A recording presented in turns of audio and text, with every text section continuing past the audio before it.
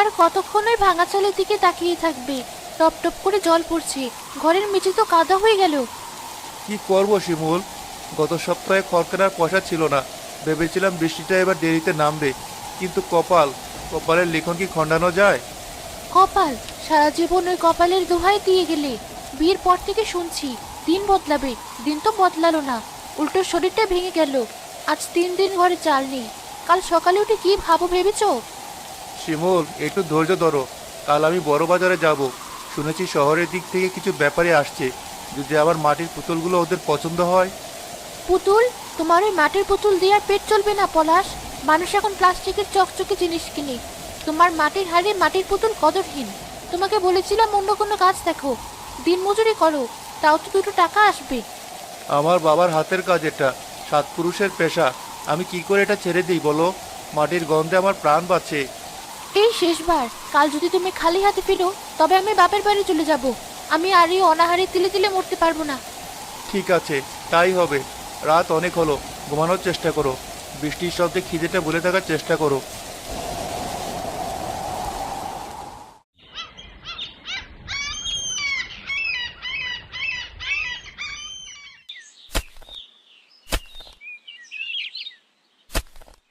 উফ, মাটি তো নয়, যেন পাথর। রোদটা আজ বড় কড়া, গলা শুকিয়ে কাঠ হয়ে গেছে। কিন্তু থামলে চলবে না। শিমুলের মুখটা মনে পড়লে আর জিরোতে ইচ্ছে করে না। ও বড্ড কষ্ট পাচ্ছে। মেয়েটা আমার জন্য অনেক সহ্য করেছে। আরে, শব্দটা অমন হলো কেন? মাটির নিচে পাথর নাকি? এই জায়গায় তো পাথর থাকার কথা নয়।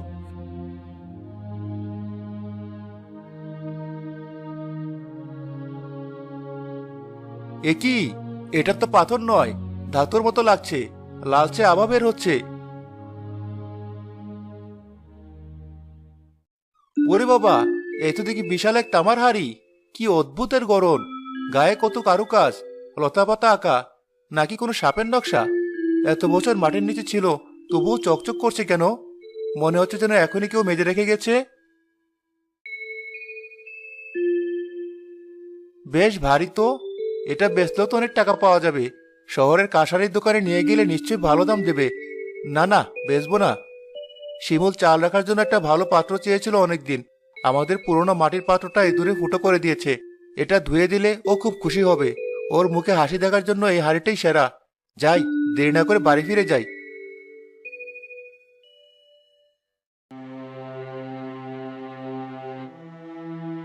সূর্য ডুবতে চললো, মানুষটার ফেরার নাম নেই। আজও কি খালি হাতে ফিরবে, নাকি নদীর জলে ডুবে মরলো? মজনু মহাজন তো বিকেলেই আসবে বলেছে, কি উত্তর দেবো আমি? শিমুল, ও শিমুল, দেখো কি এনেছি। কি এনেছো? চাল ডাল, নাকি আবার সেই মাটি? মাটি তো বটেই, তবে মাটির নিচ থেকে পাওয়া এই জিনিসটা দেখো। একটা তামার হাঁড়ি। বাপরে, কি ভারী আর কি সুন্দর নকশা। কিন্তু খালি হাড়ি দিয়ে কি হবে? পেটে ভাত নেই, হাড়ি ধুয়ে কি জল খাবো? আহা, রাগ করছো কেন? এটা পরিষ্কার করে রাখো, পরে কাজে লাগবে। দেখো না কেমন চকচক করছে, মনে হচ্ছে রাজবাড়ির জিনিস। সব কাজ আমাকেই করতে হয়। যাও, টিউবওয়েল থেকে জল এনে দাও, আমি এটা ধুচ্ছি। মজনু আসার আগে ঘরটা একটু গুছিয়ে রাখতে হবে।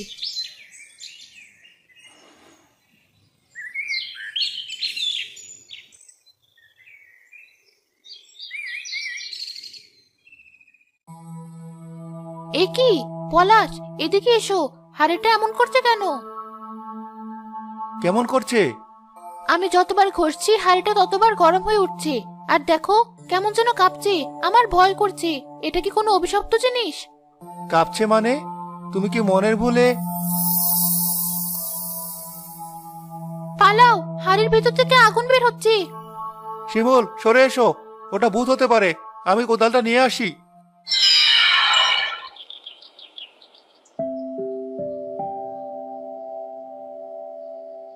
মা, বাবা, তোমরা ভয় পাচ্ছ কেন? আমি ভূত নই, আমি তোমাদের ক্ষতি করতে আসিনি। কে তুমি? এই হাড়ির ভেতর থেকে কি করে এলে? তুমি কোনো মানুষ নাকি অন্য কিছু? আমি এক জাদুকরি রাজকন্যা। অনেক অনেক দিন আগে এক দুষ্ট জাদুকর আমাকে অভিশাপ দিয়ে তামার হাড়িতে বন্দি করে রেখেছিল। বলেছিল যেদিন কোনো সৎ, পরিশ্রমী ও অভাবী দম্পতি আমাকে উদ্ধার করবে, সেদিনে আমি মুক্তি পাবো। আজ তোমাদের ছোঁয়ায় আমি মুক্তি পেলাম।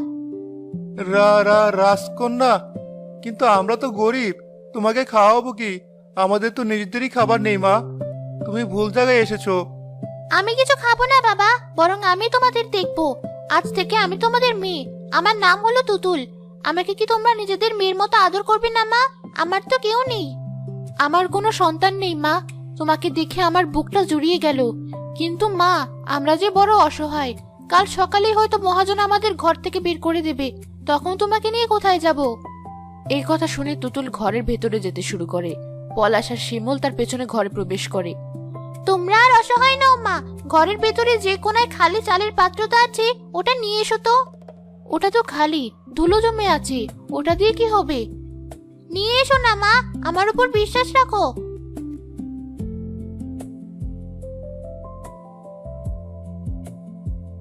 যা কিছু প্রয়োজন পূর্ণ হোক এইক্ষণ। অভাব খুঁজে যাক, খুশিতে পড়ুক মন।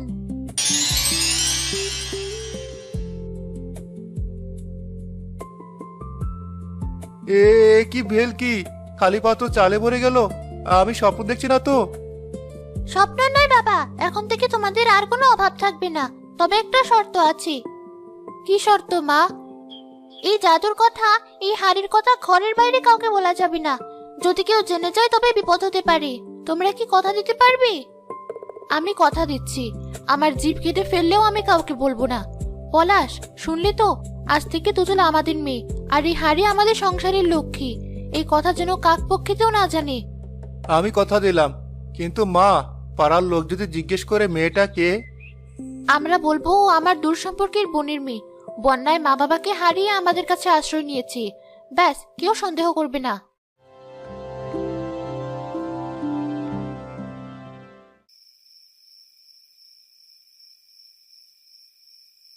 ওহ, কিসের গন্ধ এটা? বাসমতি চাল, দেশি ঘি, মাংস কষানো হচ্ছে মনে হচ্ছে। বউ, শুনছ? গন্ধটা পাচ্ছ? নাকি আমার নাকে সমস্যা হলো? হ্যাঁ, পাচ্ছি। মনে হচ্ছে রাজবাড়িতে ভোজ হচ্ছে। জিভে জল এসে গেল। রাজবাড়ি? আরে, এই গন্ধ তো আসছে ওই পলাশ কুমারের ভাঙা ঘর থেকে। কাল পর্যন্ত যাদের ভাতের মার জুটতো না, আজ তাদের ঘরে পোলাও মাংস। ব্যাপারটা তো সুবিধার মনে হচ্ছে না।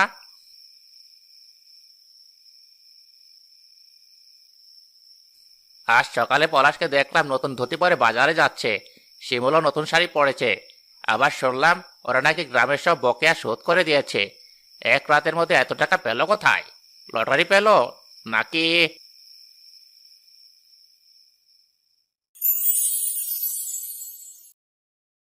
আরে, ওই মেয়েটাকে! পলাশের তো কোনো বাচ্চা নেই। আর মেয়েটা শূন্য থেকে সোনার মোহর বের করে শিমুলের হাতে দিচ্ছে।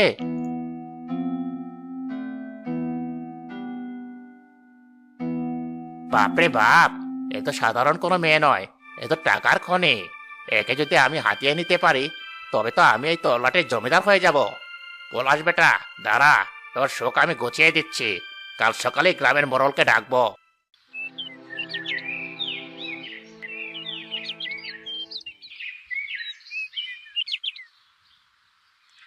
বিচার চাই, বিচার চাই। আমি এই রত্নপুর গ্রামে ঘোর অন্যায়ের বিচার চাই। আপনারা সবাই শুনুন, আমাদের গ্রামে ডাকাত ঢুকেছে। কি হয়েছে মজনু? সকাল সকাল এত চেঁচামেচি করছো কেন? শান্ত হয়ে বলো।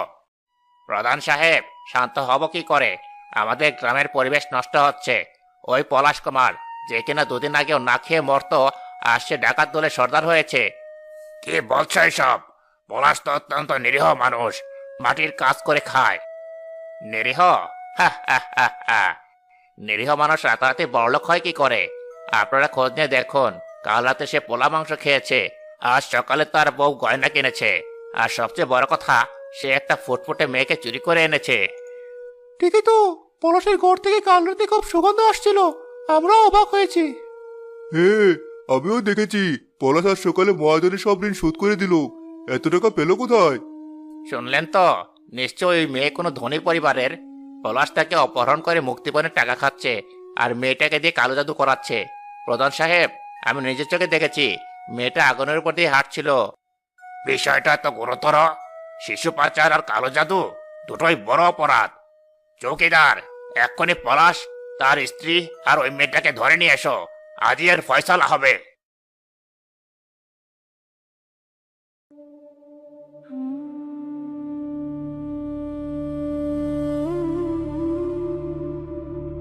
পলাশ, মজনু তোমার নামে গুরুতর অভিযোগ এনেছে। তুমি নাকি কালো জাদু করেছো আর শিশু পাচার করেছো। সত্যিটা বলো, নইলে তোমাকে গ্রাম থেকে বের করে দেওয়া হবে। না হুজুর, এসব মিথ্যে কথা। আমি আমি কোনো পাপ করিনি। থামো তুমি, আমি বলছি। প্রধান সাহেব, গরিবের ঘরে ভালো খাবার জুটলে কি সেটা অপরাধ? গরিবের গায়ে ভালো কাপড় দেখলে কি আপনাদের চোখ টাটায়? রে আমার সতী সাধ্যি, টাকা গরম দেখাচ্ছিস? বল, টাকা পেলি কোথায়? আর ওই মেয়েটাকে? ও আমার বোনের মেয়ে। বন্যায় সব হারিয়ে আমাদের কাছে এসেছি। ওকে কি আমরা ফেলে দেব? আর টাকার কথা বলছেন? আমার বাবার আমলের কিছু গয়না ছিল, সেটা বিক্রি করেছি। মিথ্যে কথা। আমি নিজের চোখে দেখেছি ওই মেয়ে জাদু জানে। প্রধান সাহেব, ওই মেয়েকে আমার জিম্মায় দিন। আমি ওর আসল রূপ বের করব। আসলে পলাশ আর শিমুল মিলে ওই বাচ্চাকে দিয়ে খারাপ কাজ করাচ্ছে। খবরদার মজনু ভাই, আমার মেয়ের দিকে আঙুল তুলবেন না। আপনার লোভের কথা গ্রামে সবাই জানে। আপনি চাইছেন আমাদের তাড়িয়ে আমাদের বিটিটা দখল করতে। চুপ কর বেয়াদব মহিলা। প্রধান সাহেব, দেখুন ওর তেজ। ওই মেয়েকে এখনই পরীক্ষা করা হোক। ওই মেয়ে নিশ্চয়ই কোনো পিতাসিনী। আমি বলছি, ওকে এখনই বেঁধে ফেলা হোক। বাতাস শুনে আকাশ শুনে, শুনে মাটির কোনা, মিথ্যাবাদীর মুখে ফুটুক ব্যাঙের আলপনা। প্রধান সাহেব, আপনি আমার কথা বিশ্বাস করুন, আমি নিজের কানে শুনেছি। ওই মেয়ে, ওই মেয়ে। হঠাৎ মজনুর গলা আটকে গেল। সে কথা বলার চেষ্টা করলো, কিন্তু অদ্ভুত এক শব্দ বের হলো। ওই মেয়ে একটা। মজনু ভাই, এটা কি বললেন? না না, আমি বলতে চাইছি পলাশ একটা বড়। মজনু, এটা বিচার সভা, কোনো যাত্রা বলা নয়। তুমি কি আমাদের সাথে তামাশা করছো? গুরুত্বপূর্ণ কথা বলতে গিয়ে ব্যাঙে ডাক ডাকছো কেন? বিশ্বাস করুন হুজুর, আমি আমি তামাশা করছি না। আমার মুখ দিয়ে ও একটা গ্যাং ওর গ্যাং। পুরো বিচার সভা হাসতে ফেটে পড়ল। মজনুর অবস্থা দেখে বাচ্চারাও হাততালি দিতে লাগলো। পুরি বাপরি, মজনু ভাই তো আস্ত একটা কোলাব্যাগ হয়ে গেছে। দেখুন প্রধান সাহেব, সত্য আর মিথ্যার পার্থক্য তো এখানেই বোঝা যাচ্ছে। উনি নিজেই জানেন না উনি কি বলছেন। হিংসায় মানুষের বুদ্ধি লোপ পায় শুনেছি, কিন্তু ভাষা যে ব্যাঙের ডাক হয়ে যায় তা আজই দেখলাম। সৃষ্টিকর্তা মিথ্যাবাদীদের এভাবেই শাস্তি দেন। যথেষ্ট হয়েছে, চুপ করো মজনু। একে তো তুমি এক সম্মানিত দম্পতির নামে মিথ্যা অপবাদ দিয়েছ, তার উপর শিশুটিকেও ডাইনি বলেছ, আর এখন বিচার সভার সময় নষ্ট করে ভেঙে ডাক ডাকছ। তোমার এই আচরণ ক্ষমার অযোগ্য। আমি আমি গ্যাং গ্যাং। এই সভায় প্রমাণিত হলো যে পলাশ ও তার পরিবার নির্দোষ। আর মজনু, তুমি ঈর্ষাপরায়ণ হয়ে মিথ্যা নাটক সাজিয়েছ। তোমার শাস্তি হলো আগামী 1 মাস তুমি এই গ্রামের কোনো সালিশে, উৎসবে বা বাজারে আসতে পারবে না। তোমাকে এক ঘরে করে রাখা হলো। আর যদি আরেকবার পলাশের পরিবারের ক্ষতি করার চেষ্টা করো, তবে তোমাকে গ্রাম ছাড়া করা হবে। এখন দূর হও আমার চোখের সামনে থেকে।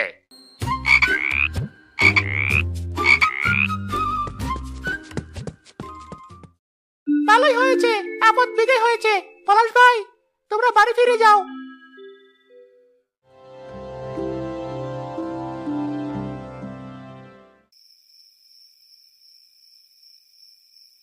উফ, আজ যা হলো! আমি তো ভেবেছিলাম সব শেষ। মজনু যা হিংসুক, ও আমাদের সহজে ছাড়বে না ভেবেছিলাম, কিন্তু ওই ব্যাঙের ডাক। তুতুল মা, ওটা তুই করেছিস তাই না?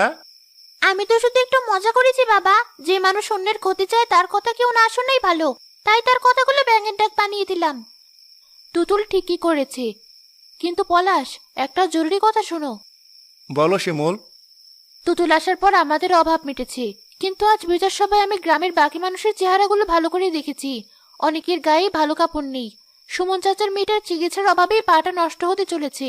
আমরা যদি শুধুই নিজেদের সুখের কথা ভাবি, তবে মজনুর সাথে আমাদের পার্থক্য কি রইল? তুমি কি করতে চাও?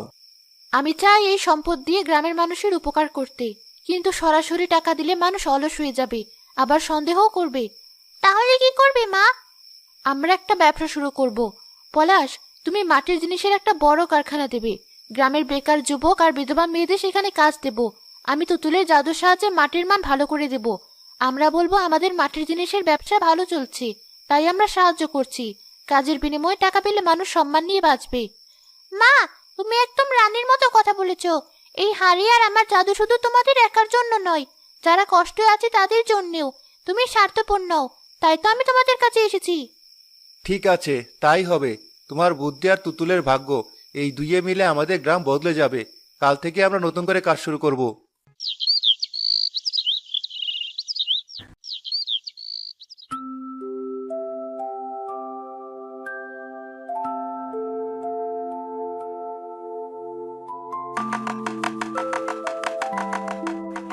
শিমুল ভাবি, তোমার দয়ায় আমার সংসারটা বেঁচে গেল।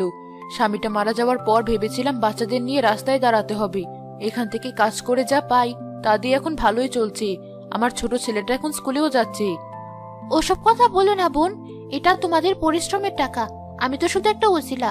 তোমরা আছো বলেই তো এই কারখানা চলছে। পলাশ ভাই, শহরের বড় সাহেবের আমাদের মাটির টাইলস আর পুতুল খুব পছন্দ করেছে। আরো 5 গাড়ি মালের অর্ডার এসেছে। খুব ভালো। রাকিব ভাই, সবাইকে বলে দাও এই অর্ডারের লাভ থেকে আমরা গ্রামের পাঠশালার ছাদটা পাকা করে দেব। বৃষ্টির দিনে বাচ্চাদের খুব কষ্ট হয়।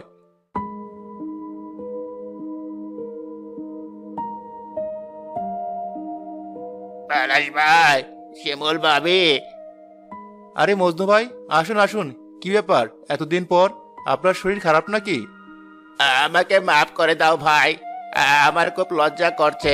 আমি তোমাদের সাথে কত খারাপ ব্যবহার করেছি, মিথ্যা অপবাদ দিয়েছি।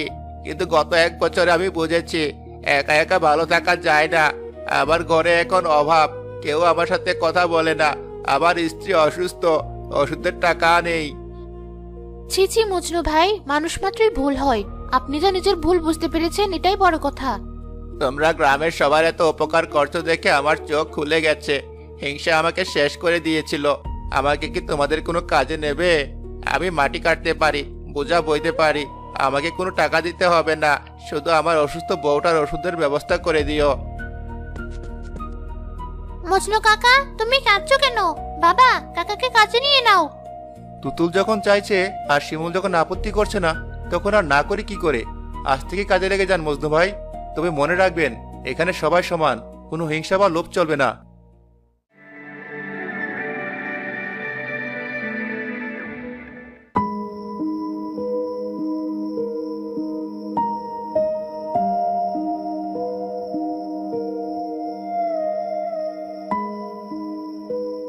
মা, বাবা, সময় হয়ে এসেছি। কিসের সময় মা? তোকে আজ এমন দেখাচ্ছে কেন? আমার ফিরে যাওয়ার সময়। সেই অভিশাপের মেয়াদ ছিল ততদিন, যতদিন না তোমরা তোমাদের সম্পদ নিয়ে নিঃস্বার্থভাবে মানুষের সেবা করবে। আজ তোমরা শুধু ধনী নও, তোমরা পুরো গ্রামের মানুষের মন জয় করেছো। রত্নপুর গ্রাম আজ সুখে শান্তিতে আছে। আমার কাজ শেষ। আমাকে এখন আমার দেশে ফিরে যেতে হবে। না তুতুল, এসব কি অলক্ষণে কথা বলছিস? তোকে ছাড়া আমরা বাঁচবো কি করে? তুই যে আমাদের কলিজার টুকরা। তুই কোথাও যাবি না। আমরা সব সম্পদ দিয়ে দেব, কিন্তু তোকে দেব না। মা, আমি তোমাদের ছেড়ে কোথাও যাচ্ছি না। আমি বাতাস হয়ে তোমাদের নিঃশ্বাসে থাকবো, আলো হয়ে তোমাদের উঠোনে থাকবো। আর ওই তামার হাড়িটা, ওটা এখন সাধারণ একটা হাড়ি হয়ে যাবে, কিন্তু তোমাদের পরিশ্রম, সততা আর মানুষের ভালোবাসা তোমাদের আজীবন ভালো রাখবে। আমার কিছু চাই না মা, শুধু তোকে চাই। তুই না থাকলে এই ঘর অন্ধকার হয়ে যাবে। বাবা, মায়ের বাঁধন ছিঁড়তেই হয়, কিন্তু মনে রেখো, সততার ভালোবাসাই হলো আসল জাদু। ওটা যার কাছে আছে, তার আর কোনো জাদুর হাড়ি দরকার হয় না।